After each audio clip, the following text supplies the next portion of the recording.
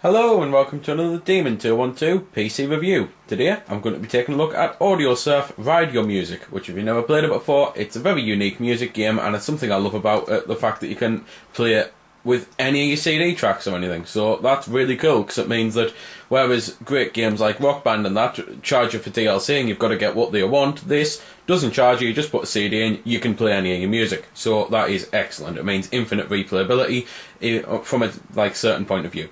At the start though, you can go on to things like tutorials, free ride, options and stuff like that. You can view personal achievements and things, you can log into your account and stuff, or you can just choose one of the characters, so choose that one there, and then I have to choose music. I'm going to be using the Orange Box music just for now, because it's one of the perks you get on the Steam version, and I'm using the Orange Box version for obvious reasons. So just choose a random Orange Box track really, and the only thing bad about the game is that loading can take a little while depending on the track. I've noticed CD tracks take a lot longer to load than ones that, like that, the Half-Life one there that's built into the game. And then the whole point is, you just have to collect colours and get points from collecting colours and matching them up and chaining them up and things like that, and you have to avoid certain coloured blocks and you have to just basically go through the level. That there is one of the things I wanted to show, to be fair, before a little later on, but I've shown it now. Filling up a column with colours that aren't going to delete themselves will overfill a column and it will cause the column to completely crash like that, and then you have to wait for the thing to respawn and that before you can start playing again. You can also get power-ups like that paint blob there which turned all my blocks purple. You can get the lightning which fills stuff up and that, so it's just one of those things where the whole point is you're going around and you've got to finish the track which with the most points possible, then you get ranked on their servers. And it's one of them things, when a certain album came out last year that I loved, I played every track on the album and at one point was ranked #1 on the entire album because no one had played it yet. Now I think I'm something like 500,000. It's just one of those things that the leaderboards on it are pretty cool the way it works, because it will rank any track, so it does, as I say, it does mean that the game has infinite replayability. Different tracks will react differently to how the screen is like this. For example, this is mainly a downhill track, even though there's not really much music to it. I've probably chosen one of the worst tracks to actually show off.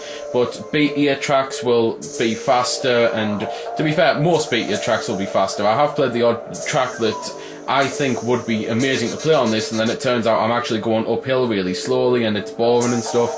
But it's one of those things that you just have to fiddle around with what basically tracks you want to try out, and just go through your music collection and see which ones you enjoyed playing more than others. Even if you don't enjoy the song that much, you might have had more fun playing it. It's one of those things that I've noticed that were a couple tracks. But there isn't really much to see, and there's not much point in showing off music from the Orange Box or from the game's radio and that, because the game's radio is always changing. So to be fair, the only thing I've got left to mention is that graphically, the environments, the background and stuff look fantastic. They really do. The other things I'll mention is, I might as well show off, to be fair, different ships can do different powers, so I'll just show off a couple here, and to be fair I might as well do it to some music. This one here though, to be fair, does actually need some explanation, because this is one of the ships that's actually two ships, and it then means that you can have co-op, because you control one with the mouse and one with the keys. So you can have co-op that way by having someone with a mouse and someone with the keys, or you can just control them both yourself and fail miserably like what I'm doing. So that's one of the cool things, that you can kind of have a co-op mode on it. Anyway, on to some of the others with powers that don't really need any explanation.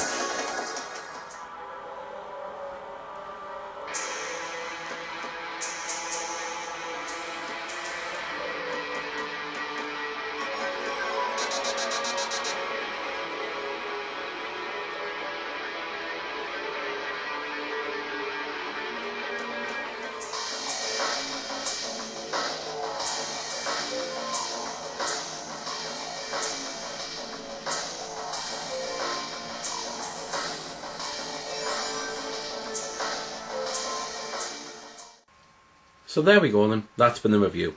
I hope you've enjoyed it, or at least found it helpful. You might have noticed I didn't score the game. Well, that's because it's a matter of personal opinion, and yours may very well differ from my own. I'm just here to show you a bit about the game. If you like it or not, well, that's up to you. If you don't like it, or you do like it, feel free to comment. Also, if I haven't answered any of your questions that you may have had, I might have forgot something, or it might just be something obscure. Again, feel free to comment, ask, always willing to help out.